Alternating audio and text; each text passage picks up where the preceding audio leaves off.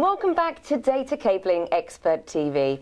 I'm Lynn Taylor, and today I'm with Derek Allenson of Cambridge Online, and we're going to look at why and when to use blown fibre cabling. Hello, how you doing? Hello, Lynn. What's the difference between blown fibre and just normal fibre?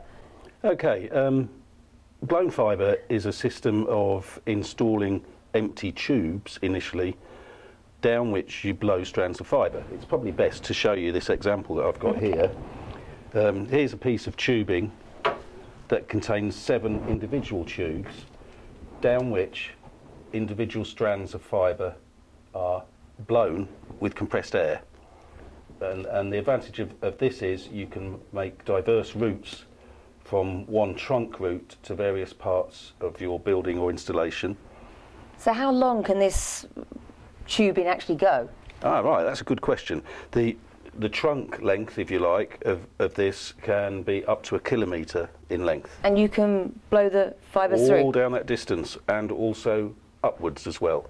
Oh, so we're talking... Up a building, across a courtyard, down into the basement of the other side, all in one operation.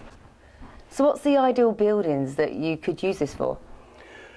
Well, I think the best applications are for campus type installations, universities or research campuses, where you have a considerable area to cover, a considerable number of buildings, and where you're most likely to want further new fibre optic installations. Also in office blocks, especially in the new build stage, where you're trying to install a fibre backbone distribution system vertically. So I saw the large, what would you call it? I call it a tube, but tube, I'm sure there's a more technical word for it. The tube. But once the tube's in there, you have a certain number of smaller tubes that are in there. That's right. And are they empty? I mean, what exactly happens in the first installation? When you install empty tubes and they come bundled together in sheaths of 7, 4 or individually, during the planning stage you'll decide how many empty tubes to install in your backbone. The more the better, surely, though. The more the better, yes, and then you subsequently can split those tubes out from the main backbone sheath and distribute them throughout a building or a data centre at either end. So brilliant for campuses, great for hospitals, data centres, but are there any buildings that it's not actually ideal for? Yes, I think although it will clearly work anywhere, it's probably not cost effective for very short fibre runs or small buildings or installations where there's not likely to be any future change required. And what about historic buildings? Oh yes, of course. In some scenarios that could be good, but perhaps in others it might prove a little too bulky. But I think a site survey to look at the specific requirements of a particular job would be the ideal thing to do. So once the initial tube is installed, is there a capacity limit? There is, but it's quite a high limit. For each individual tube, we can blow 12 fibres down that tube, which is enough for 6 high-speed data links. But also bear in mind that at part of the planning stage, and one of the real benefits of doing this is that you put extra tubes in. So obviously there's no limit as long as you do your planning correctly. Pre-plan. Pre-plan, yes. Yeah.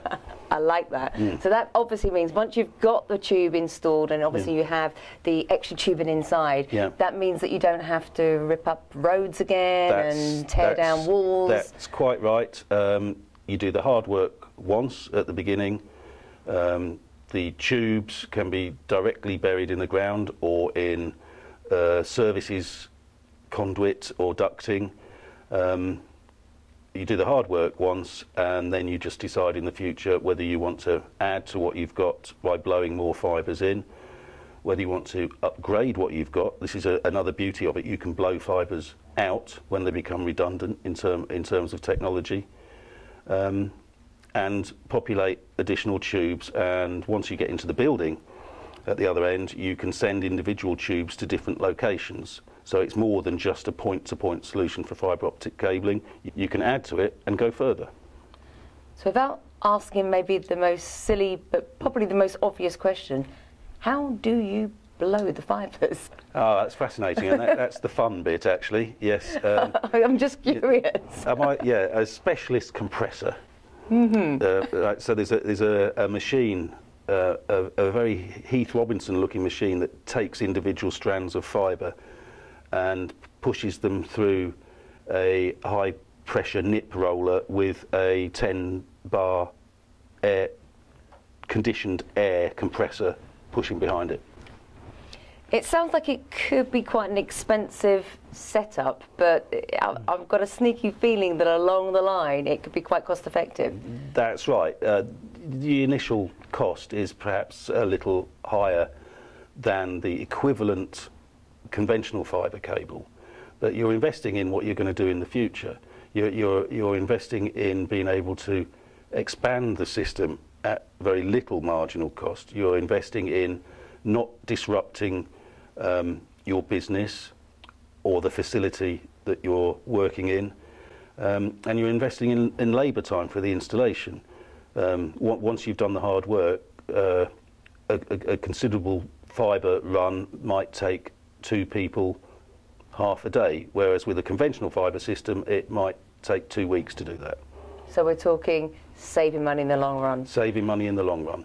So if I was putting a business case together, what are the top things I should consider?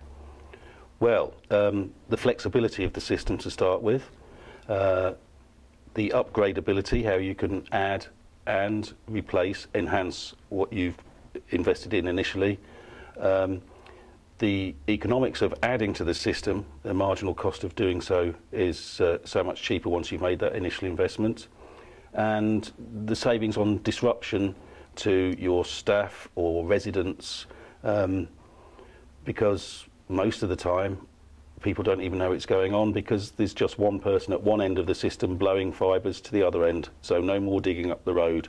Very stealth-like, I see. Yes, yeah, yeah. I like that. Okay. So very cost efficient, I'd imagine, as well. Absolutely, yeah.